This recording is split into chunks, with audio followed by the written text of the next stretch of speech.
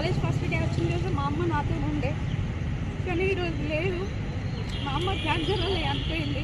నాకు వెనక ముందు ఎవరు లేకుండా కానీ మా ఆయన సబ్ ఇన్స్పెక్టర్ అయినా కానీ నాకు రూపాయి కట్నం లేకుండా పెళ్లి చేసుకున్నాడు. ఈ రోజులలో ఇట్లాంటి మనసు ఎవరికి ఉండదు.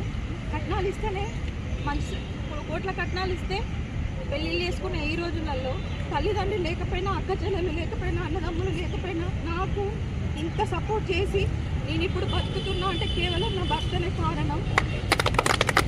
అండ్ ఈ PSC thesis dedicated to my late parents, అమ్మ నాన్న అండ్ నా భర్త నల్ల విశ్వజన్ గారికి అంకితం ఈ పిహెచ్డి.